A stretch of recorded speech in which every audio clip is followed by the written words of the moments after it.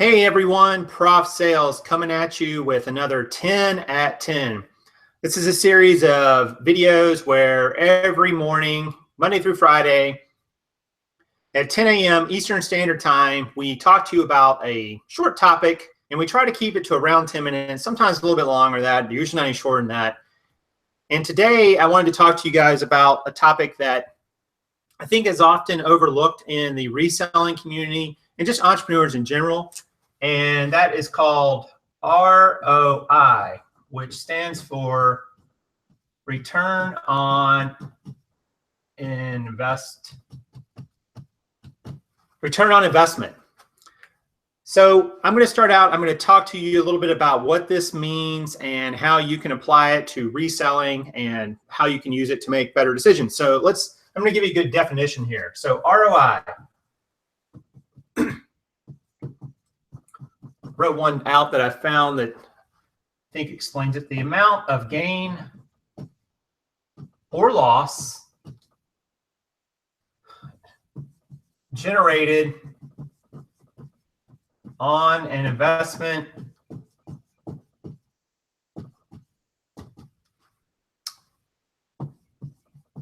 relative to the amount invested. That's kind of a long, wonky definition, but you got to start with something. So let's talk about a couple different types of ways that we can get ROI, and then we'll go into some specific examples and hopefully some things you can apply to your business. So I'm going to talk about two ways that you can generate a return on your money. There are passive methods. Some of these include stocks, bonds. You could even argue real estate. And the reason these are passive, guys, is because you put your money in usually once. You do some work up front, obviously, to research and figure out if it makes sense. And then the investment earns you a rate of return passively. You don't really have to do too much to it after that. So they're fairly passive. Active,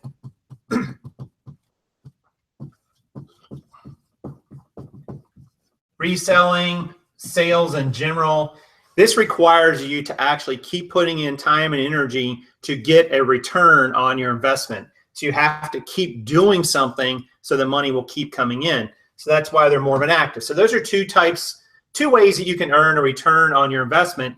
So let's talk about some practical examples. And hopefully these will make sense. So first off, we have let's say that you want to buy an item. Let's say you want to buy an item for $10. All right, that's your cost to buy it. You're going to sell it for $30. We're just keeping math very simple here. So you have a revenue of 30, and we'll say that your expenses to sell this item were 10. Just to keep the math simple. So you got 20 left. All right. So you want to figure out, how do I figure out my return on my investment? Well, here's what it equals. It equals your net. We're just going to use net profit. We're not going to worry about taxes or other things in this example. Your net profit divided by your investment times 100. All right. So that's how you figure it out. So for this example, we got $20 in net profit left. So we got 20 divided by 10, which equals 2. And then we're going to take that 2 and multiply it times 100. And that gives us a percentage. Return on investment is usually represented as a percentage. Now, there's some limitations to that, which we'll get into in a moment. But on that item, if you could buy it for 10, if you could sell it for 30, your expenses were 10, you would gross 20, and your return on investment would be 200% return on investment, which is pretty good. But let's get into whether that really makes sense for you to resell this item or not. So there's a couple other things we need to consider, guys, because it's not just about how many, what the dollars are and so on. and our ROI, we need to figure out two other things before we decide if something's worth reselling. So the first thing you got to do is, here's two considerations.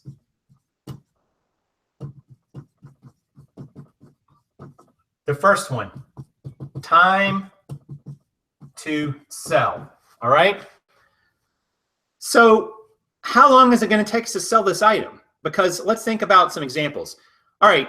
Let's suppose in that previous example, we can make $10 profit, which was a 200% return on investment. But let's also suppose that we take 10 years to sell it. Now, would you wait 10 years to earn that kind of return on investment on a $10 item? Probably not, I'm going to say. On the other hand, if you bought a house for $100,000 and you can make $200,000 on it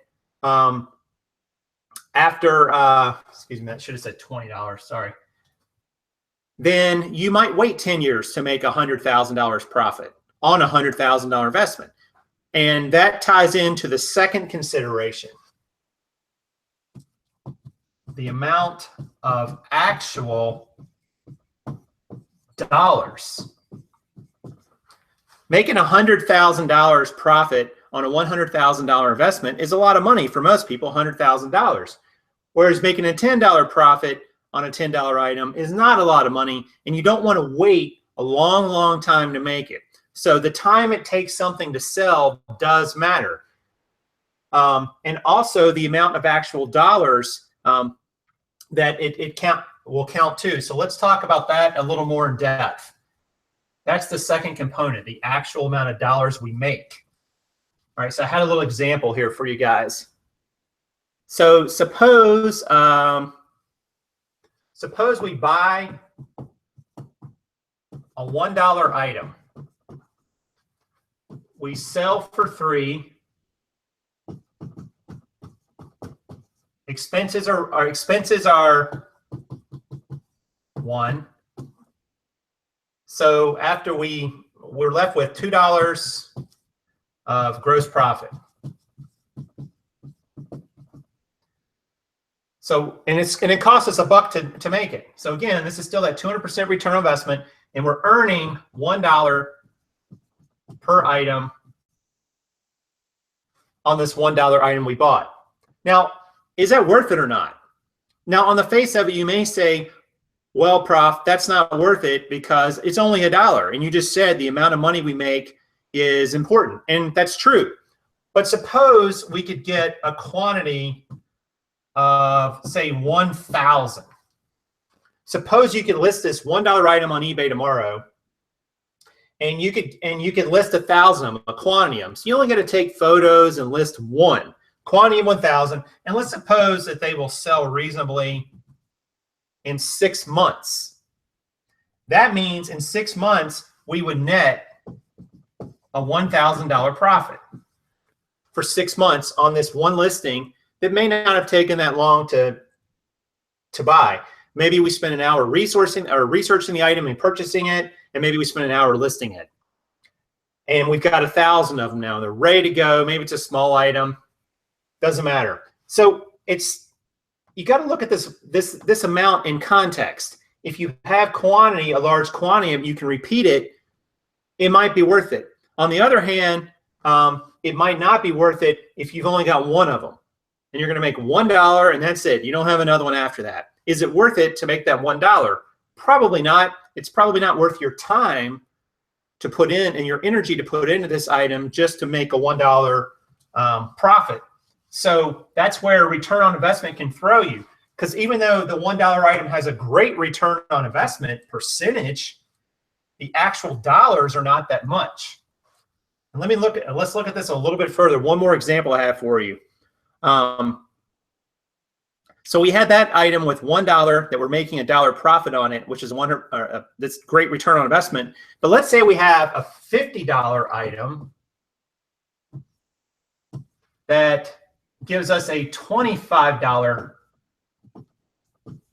net profit, and that's a 50% return on, and it costs us $50. That's a 50% return on investment.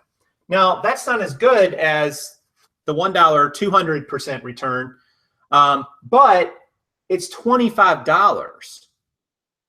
So for every one of these we sell, we'd have to sell 25 of the $1 item to equal that. Maybe you can, now the downside of this is you got to invest $50 in it. $50 in the $1 item, you get 50 items. $50 in this item, you get one item. So until it sells, you don't realize any profit, right? It's just potential profit.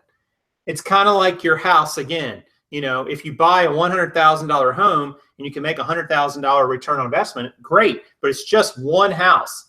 Until that house sells, you've realized no real profit. It's just potential profits, potential appreciation, we'll say in this case.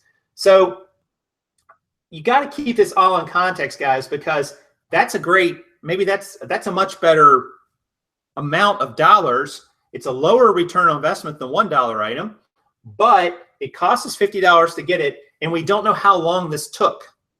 And we've also got to tie up more of our capital in this one chance to sell something. So I know in this case it's tricky, because you're probably saying, well, Prof, what am I supposed to do? How am I supposed to buy this item or buy that item? How do I decide? I would say this. You want to find items that you can buy for as cheap as possible, that can sell in the quickest amount of time and maximize your profit. Now that's a complex equation, and I can't sit here and write that out for you because I don't think it's very easy to figure out a lot of times. But if you can repeat it, let's think about it this way. Let's think about clothing for a second. If you can repeat it with an item over and over and over, you can get a really large supply of it if need be. You can get it fairly quickly and cheaply. You can probably push down towards the lower dollar amount and say, all right, I'm willing to accept a $10 profit or $15 profit on this item, this clothing item, because I know I can go get 100 of them this week if I need to. And I can replicate my process and get them processed fairly quickly and earn a decent hourly rate of return. On the other hand, if say you have access to, say, vintage electronics, and you can buy them for $50 or maybe even $20 and net $25 or $50 profit on them, but you're not going to be able to buy as many of them, and you maybe can't find as many of them, that might be a better solution for you as well. Or you obviously could do a mixture of both and see what works the best for you. But if you can replicate a small item over and over and over, I would recommend you can go that route. It's going to cost you less timing to start with, or less capital to start with, and you're going to be able to replicate it. But if you've got a decent sourcing budget, a lot of capital behind you, you might consider this method, this model of going after this smaller return on investment, but more actual dollars in your pocket. And I know a lot of this stuff is probably common sense when you really stop and break it down, but I don't know that as resellers we always think about it this way. You know, it really comes down to how much time and energy do you want to put into an item, and for what rate of return on your investment? Because I would argue, while this talks about your financial return on investment, I spent X number of dollars to earn Y number of dollars, it doesn't talk about how much time and energy it took you to get the item, source the item, clean the item, process the item, photo the item, list the item, pack and ship the item, deal with questions. That's a return on investment. You got to look for a return on investment there too, because your time needs to factor into this somehow for it to make sense. And we've talked about hourly rate and what your time is worth before. So anyway, I hope that sheds a little light on return on investment and maybe how you can use it to improve your results in your business, whether it be reselling or really any business for that matter, because it always comes down to actual dollars and the amount of return you can earn for the amount of time and energy you got to put into it. So, all right, guys, if you enjoyed the show, check out the links below. There's lots of great stuff there, including a lot of the equipment we use. You can find that. You can also find this great Prof Math shirt. You can follow me on Facebook and Instagram at Prof Sales. You can find me there, and leave a comment down below, or you know, just a question if you have it. I'll do my best to answer it. Hit the like button too if you enjoyed the video. And we will be back tomorrow with another 10 at 10. I think it's Karin tomorrow. And I'm not sure what her subject is, but I know she's already on top of that. Photographs tomorrow. So check us out tomorrow at 10 a.m. Eastern. And we'll see you guys real soon. Thanks.